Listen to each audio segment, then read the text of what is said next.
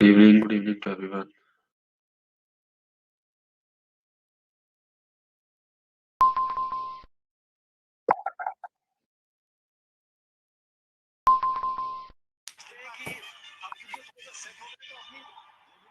Good afternoon. Good afternoon जी.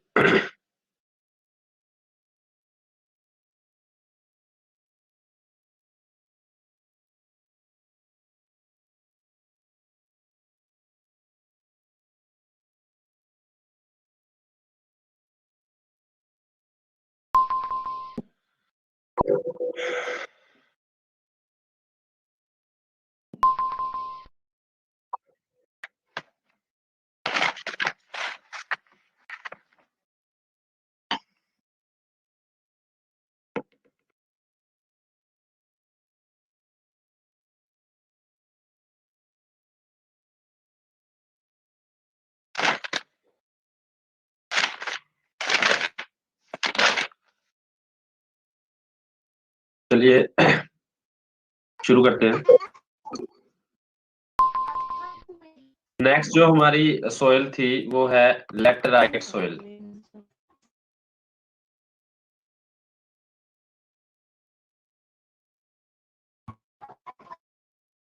ये कहाँ पे मिलती है? It is found in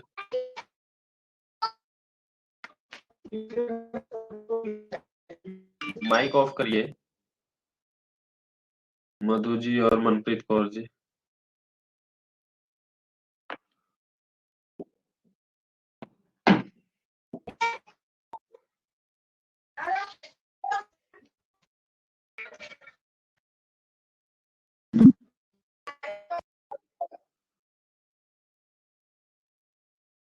it is found in hot and humid reason.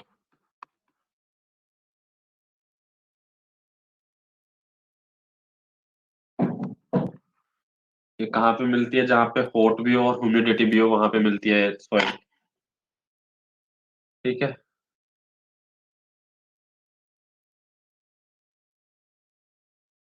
और इसमें एक मेन फॉल्ट ये रहता है, सोइल में लीचिंग बहुत होती है सोइल की.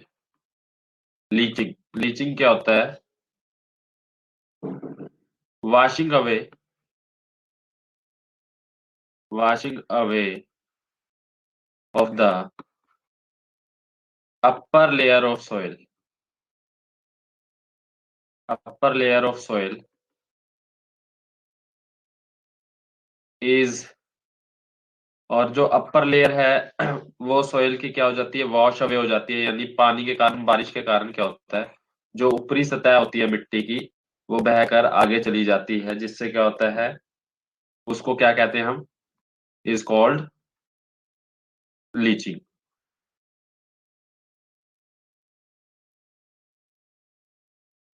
ठीक है जी.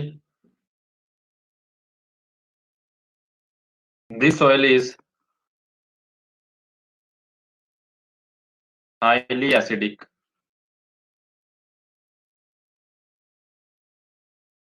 एसिडिक होती है सॉइल. ठीक है. And unstable for cultivation. Unsuitable for cultivation.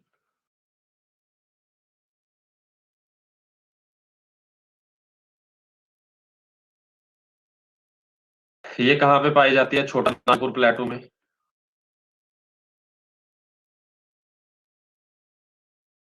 छोटा नागपुर प्लेटू महाराष्ट्र में भी पाई जाती है ये. तमिलनाडु में भी. थोड़ा आंध्र प्रदेश में भी. ठीक है. तो इन एरियाज में लेटराइट सॉइल पाई जाती है.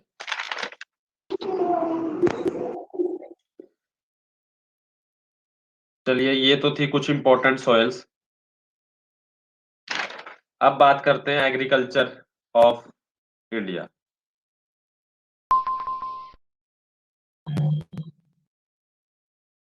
आपके पास पीडीएफ होगी एक एग्रीकल्चर की, आ गई है?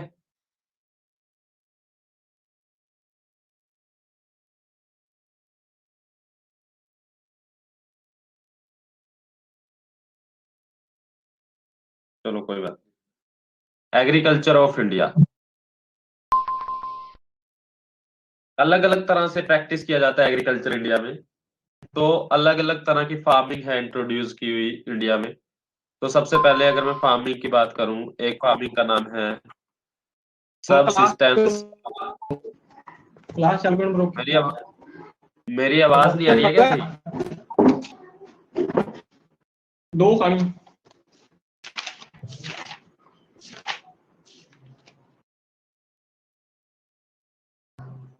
राजकुमार जी माइक ऑफ करिए। मेरी आवाज आ रही है सभी को सही?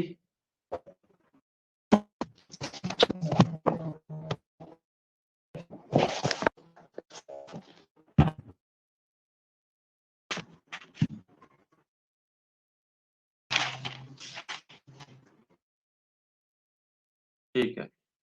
सबसे पहले एग्रीकल्चर जो है वो है सबसिस्टेंस एग्रीकल्चर, या फिर सबसिस्टेंस फार्मिंग भी इसे बोल सकते हैं।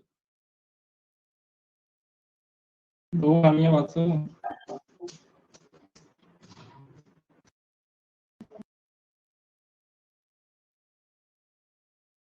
सबसिस्टेंस फार्मिंग में क्या होता है? इंडिया में सबसे लार्ज पैमाने पे यानी लार्जर प्रैक्टिस यही वाली फार्मिंग की जाती है, ठीक है। Largest practice farming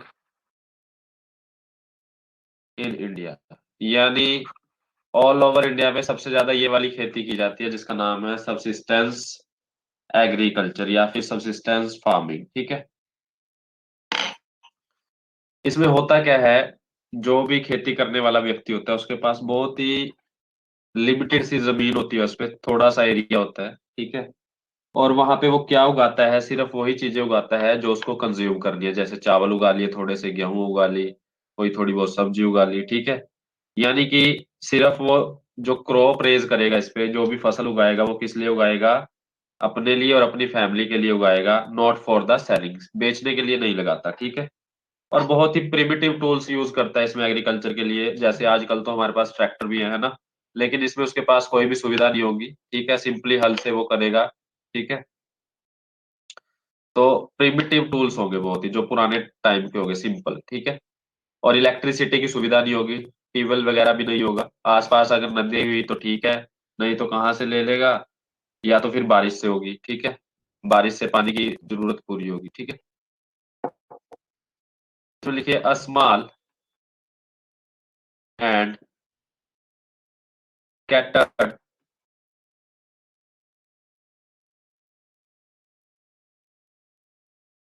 land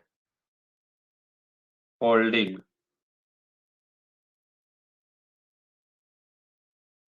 there is no facility of irrigation, irrigation की कोई फैसिलिटी नहीं है। There is no facility of electricity, electricity की भी कोई फैसिलिटी नहीं होती। Next, mainly food crops are raised, यानी ऐसी फसलें उगाई जाती है जो खाने योग्य हो, ठीक है। ऑल प्रोड्यूस, यानी जितनी फसल होगी, ऑल प्रोड्यूस वॉल्यूम कंज्यूम्ड, यानी वो किसके द्वारा कंज्यूम कर ली जाएगी, कंज्यूम फॉर फैमिली, ठीक है जी। एंड नॉट फॉर सेलिंग, बेचने के लिए नहीं। तो ये होती है सबसिस्टेंस फार्मिंग। और प्रिमिटिव टूल्स आर यूज्ड, बहुत पुराने, या फिर जो कह सकते हैं traditional,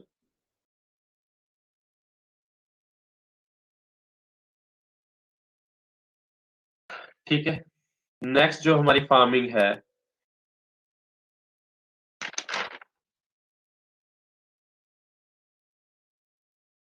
commercial farming.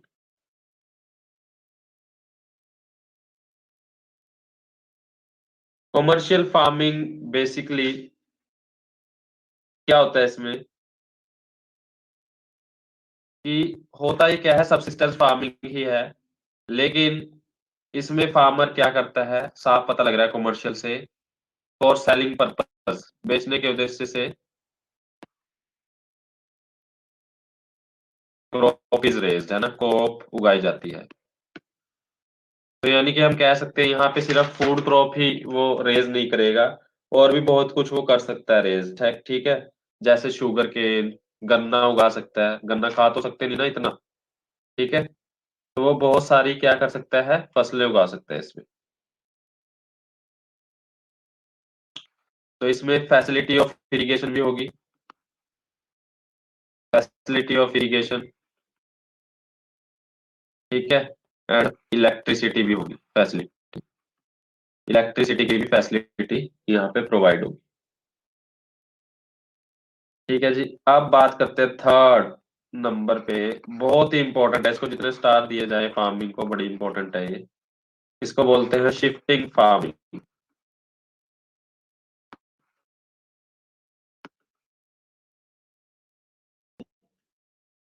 Shifting farming, और इसको एक और नाम से बोला जाता है, इसके कई सारे नाम है, स्लैश एंड बर्न, ठीक है। और भी इसके कई नाम है, पहले जान लेते हैं इसको बोलते क्या, क्यों इसका नाम शिफ्टिंग फार्मिंग है। इसमें क्या होता है, ये जनरली कहाँ पे प्रैक्टिस की जाती है, फॉरेस्ट एरिया में। फॉरेस्ट एरिया में मान लीजिए आदिवासी जो है वो क्या करते हैं, उस फॉरेस्ट एरिया को, थोड़े फॉरेस्ट एरिया को काट देते हैं, आग लगाते हैं वहां पे, और फिर क्या शुरू करते हैं, एग्रीकल्चर करते हैं। और जैसे ही 3-4 साल बाद उस एरिया की फर्टिलिटी, उपजाऊ क्षमता खत्म हो जाती है, तो उस एरिया को छोड़ के अगले एरिया की तरफ बढ़ते हैं, और अगली जगह पे शिफ्टिंग फार्मिंग शुरू कर देते हैं, स्लैश एंड बर्न का मेथड यूज करते हैं। तो इसलिए इसे बोलते हैं शिफ्टिंग फार्मिंग, यानी 2-3 साल तक एक जगह पे फार्मिंग करी, फिर शिफ्ट हो जाते हैं अगली साइड, आगे की तरफ, या कहीं भी जहाँ पे जगह मिले, और वहां पे उसको, जंगल को काटते हैं थोड़ा बहुत, और फिर वो खेती करते हैं। अब इसमें आप सोच रहे होंगे कि जंगल को काटना तो कानूनी अपराध है, बट ये सिर्फ किसके लिए एलिजिबल है, जो ट्राइबल्स होती है ना, आदिवासी, उनको कुछ खास अधिकार होते हैं, जंगल में रहते हैं अगर वो, ठीक है, क्योंकि जंगल ही उनका घर है, ठीक है जी। समझ आ रहा है सभी को? Yes sir.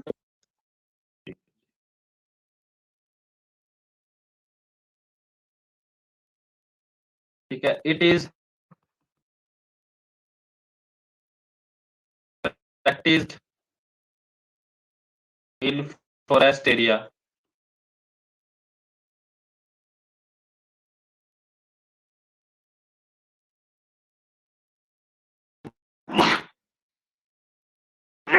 sorry practiced in forest area by tribal people,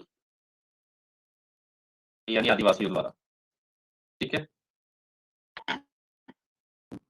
2 to 3 year done की जाती है, 2 से 3 साल तक डन इन सेम फॉरेस्ट, एक सेम फॉरेस्ट पे की जाती है, एक जंगल में जिसमें कर रहे होते हैं, एंड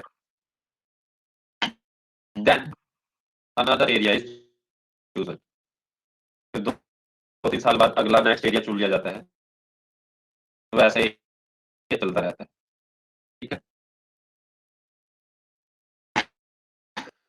और ऑब्वियस सी बात है, फर्टिलिटी बहुत लो होती है, ना तो कोई खाद है, ना कुछ उनके पास औजार है इतने खास, ठीक है।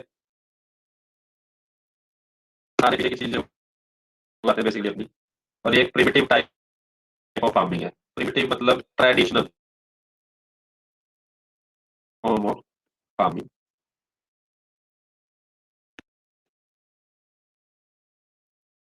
ठीक है। अब बात करते हैं इसका क्या क्या नाम है, शिफ्टिंग फार्मिंग, अब आपको पता लग गया होगा। तो आवाज नहीं आ रही मेरी?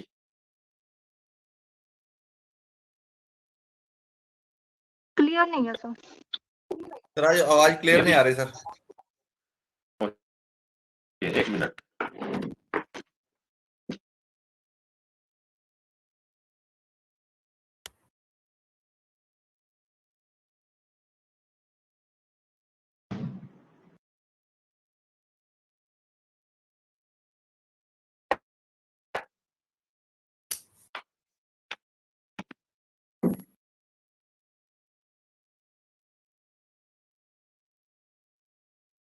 अब ठीक आ रही है?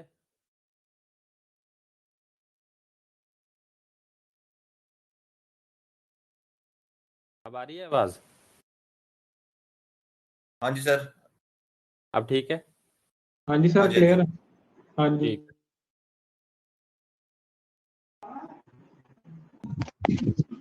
चलिए,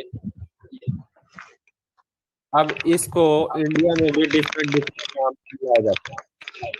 माइक ऑफ करिए Manpreet ji and Rajkumar ji, mike off करिए। अब इंडिया में इसको भी अलग अलग नामों से जाना जाता है, जैसे कि यही मैच द फॉलोइंग में आ जाता है ये वाला क्वेश्चन अक्सर, कि भाई शिफ्टिंग फार्मिंग को कहाँ पे क्या बोला जाता है। तो एक नाम है इसका झूम, या फिर झूमिंग भी बोलते हैं इसको, इसी फार्मिंग को, जो कि कहाँ कहा जाता है इसे, नॉर्थ ईस्ट में। नॉर्थ ईस्ट कौन कौन सी स्टेट होगी? असम, अरुणाचल प्रदेश, त्रिपुरा, यानी नॉर्थ ईस्ट स्टेट्स में इसे क्या बोला जाता है? झूमिंग, झूमिंग कल्टीवेशन या झूमिंग फार्मिंग। और एक नाम है इसका पोडू। पोडू कहाँ बोला जाता है? आंध्र प्रदेश। पोडू कहाँ बोला जाता है? आंध्र प्रदेश। और एक और नाम है इसका कमन। कमन कहाँ बोला जाता है? उड़ीसा। कहाँ बोला जाता है? उड़ीसा। अब इंटरनेशनल लेवल पे बात कर लेते हैं इसकी, ठीक है? और देशों में भी तो होती है ना ये फार्मिंग, आदिवासी तो सभी देशों में है। तो भाई इसको बोलते हैं मिल्पा। मिल्पा कहाँ बोलते हैं? मैक्सिको एंड अमेरिका में। और रोका बोलते हैं इसे, रोका। पंजाब में रोका सगाई को बोलते हैं ना, ब्राजील में।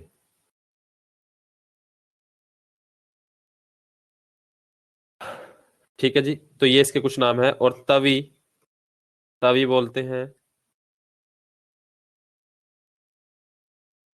मडागास्कर। तो ये हो गए इसके कुछ नाम। ठीक है जी, नेक्स्ट फार्मिंग की तरफ बढ़ते हैं हम।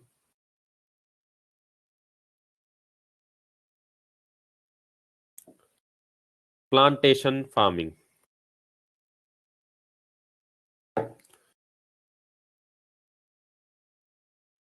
ये फार्मिंग बड़ी महंगी है, इसमें इसमें कॉस्ट, मतलब प्रिमिटिव कॉस्ट बहुत ज्यादा लगती है, यानी फसल उगाने की कॉस्ट बहुत है। और तभी ये जो इससे जो फसल उगती है उसका भी रेट हाई होता है। ठीक है, the most costly type of farming.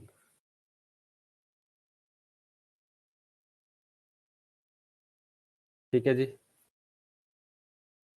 It is a single crop farming.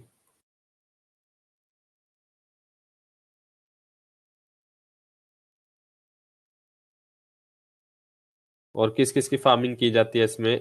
T, coffee, cocoa, रबड़, रबड़, स्पाइसेस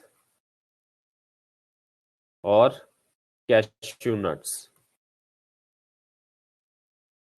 ठीक है, और भी कई है इसमें, जैसे एप्पल, ग्रेप्स, ऑरेंज। ठीक है, तो ये सब भी इसी में उगाए जाते हैं। ठीक है जी, और ये महंगी क्यों है? क्योंकि इसके लिए जो लेबर चाहिए ना, वो भी बड़ी स्किल लेबर चाहिए। ठीक है, ऐसा नहीं कि भाई किसी को भी लाया और वो चाय तोड़ लेगा, चाय की पत्तियां तोड़ लेगा। ठीक है, तो स्किल लेबर की जरूरत होती है, इसलिए इसका जो खर्चा बैठता है बहुत हाई बैठता है। ठीक है, और ये कहाँ पे की जाती है ज्यादातर? असम वगैरह में, असम, वेस्ट बंगाल, ठीक है, तमिलनाडु, इस एरिया में की जाती है, केरला एटसेट्रा।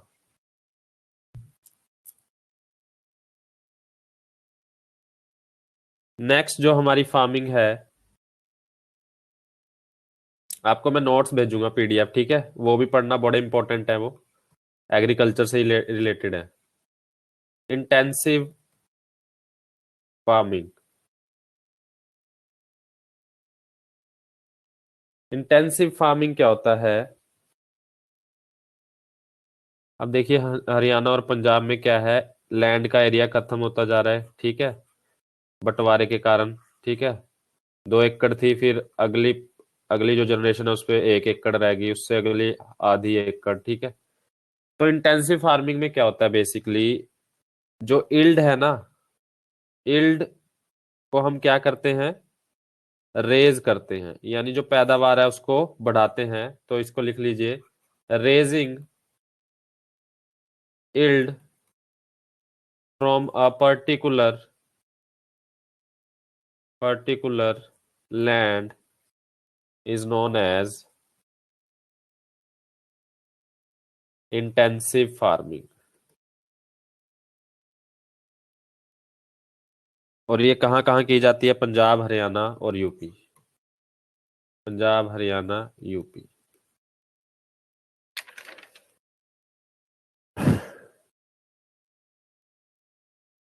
उसके बाद है एक एक्सटेंसिव फार्मिंग भी है। एक्सटेंसिव फार्मिंग में क्या करते हैं कि मान लीजिए कोई लैंड ऐसे ही बेकार पड़ा है, उसको खेती के अंदर ले आते हैं, ठीक है। ब्रिंगिंग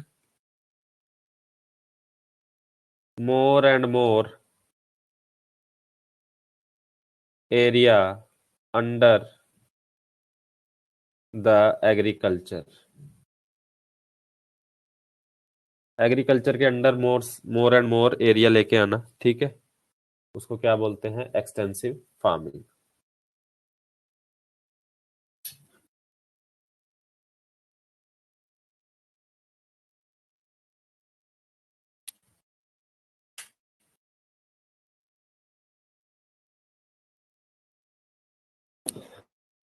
चलिए अब बात करते हैं, ये तो होगी हमारी फार्मिंग।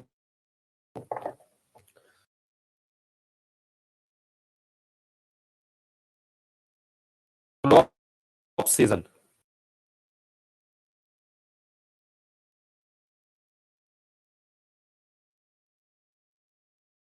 थ्री टाइप्स के क्रॉप सीजन होते हैं इंडिया में, ठीक है। सबसे पहला है, इसकी बात करेंगे हम, खरीफ क्रॉप्स। खरीफ क्रॉप्स किसे बोलते हैं और ये कब उगाई जाती है, सारा हमने देखना है। तो खरीफ क्रॉप्स, क्वेश्चन क्या आ जाएगा कि वो पूछ लेगा खरीफ क्रॉप्स सर के एग्जांपल वॉल्यूम कौन कौन से। निकलेगा।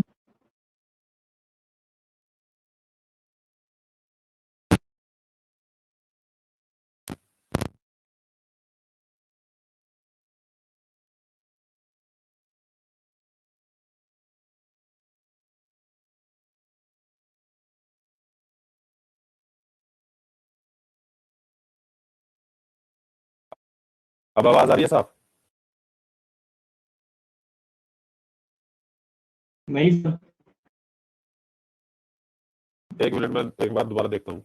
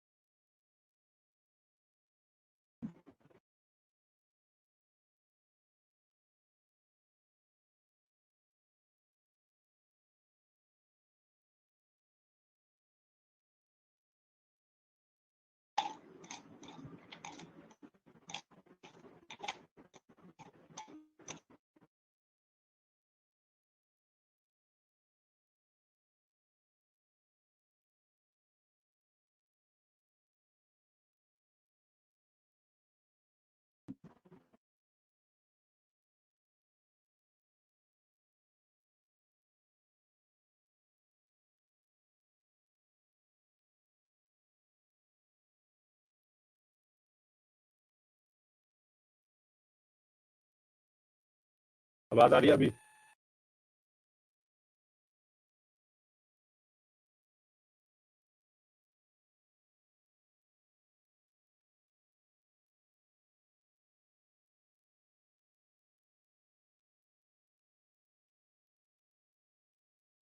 आ रही है साउंड?